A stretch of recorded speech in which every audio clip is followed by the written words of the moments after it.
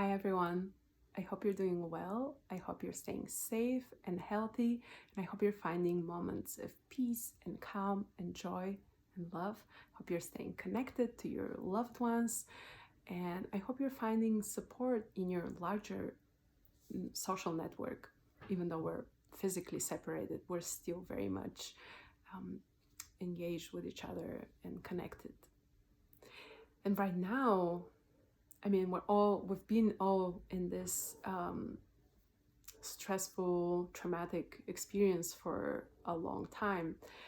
And we still have a lot to go through because we have to somehow come out of it and move forward to some kind of normality.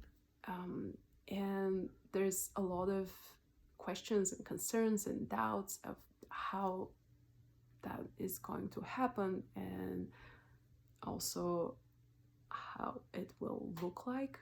And these are all valid questions and reasonable concerns. And what positive psychology studies is actually how the outliers, the best performing individuals and organizations, communities, how and what they're doing, and then we help everybody else apply that on individual and organizational community level. But right now, we can apply it globally to everyone, and at the same time we also need to address individually and as communities and societies the same question: how we move forward, how we come out of this stronger, how we grow out of this. And I'm not talking about just floating in the clouds, optimism kind of, or Pollyannish positive thinking, putting pink glasses on. I'm talking about grounded positivity, about traumatic optimism, and really being actually useful and productive. So how do we cultivate hope and optimism? And the first thing about hope is that we have to see the worst, seeing the worst possible scenarios, understanding that there is some kind of threat and problem, and that this is real and it's reasonable. And then instead of spiraling down, which is despair, and not being able to see a better or any better possible future,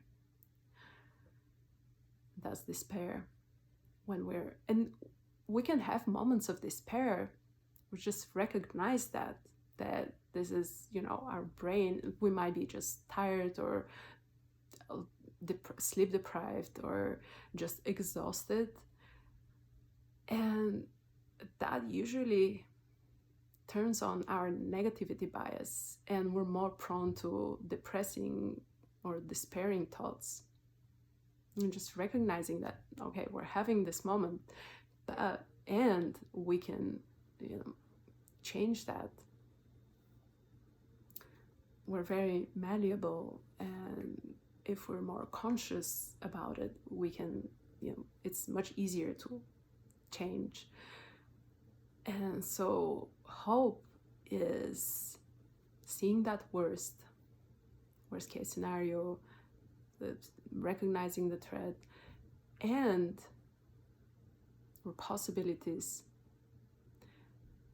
and yearning and being motivated and being able to imagine better outcomes, better future. And that's where we should be focused at, because this is going to push us towards a better future. And we call it prospecting the future in positive psychology. So prospecting the future is really being more aware, studying and recognizing what is happening, what possibilities we have. You've heard that also. It's kind of common saying, prepare for the worst and hope for the best. So that pretty much encapsulates also hope and optimism. We're seeing the worst possible outcomes and scenarios, and we're also able to imagine and prepare for a better outcome. And that's a resilient trait. Resilient people actually have been found to have a wider sorry, I'm already tired at the end of the day, a wider range of emotions. So actually, being resilient is not only about, being up in the clouds and being just like Pollyannishly positive all the time. Resilient people feel anger, sadness, anxiety, fear, and all that. And they also feel hope, gratitude, appreciation, love, joy. So it's not that they're just feeling positive emotions all the time and they're not like up in the clouds all the time.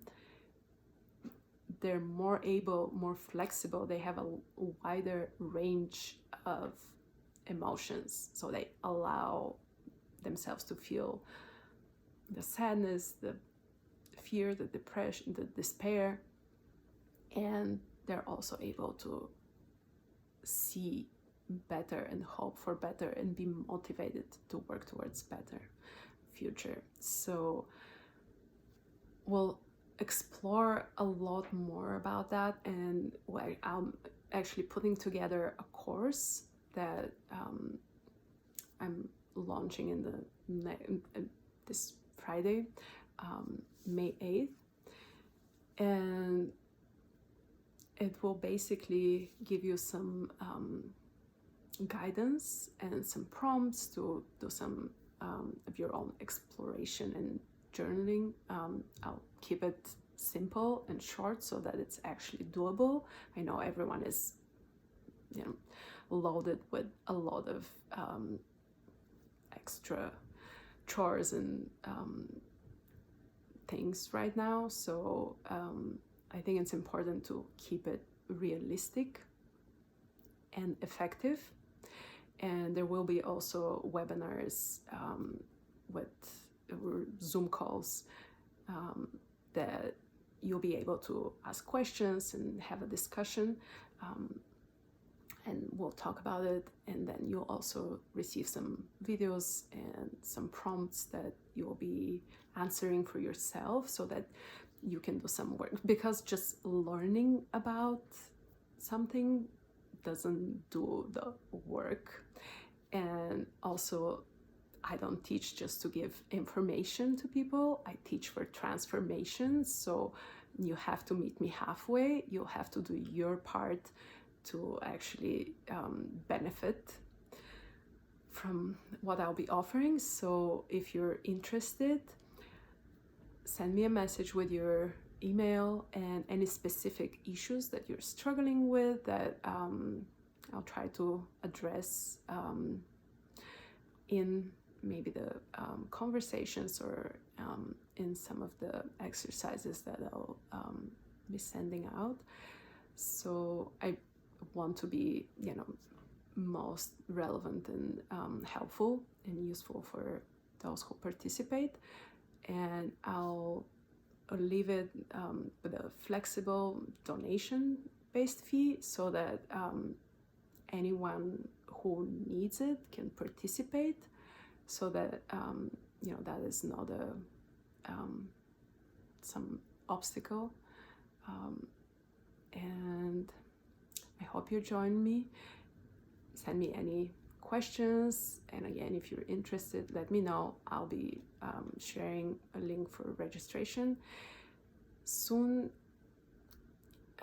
Stay tuned, and I hope you're taking good care of yourself. Bye.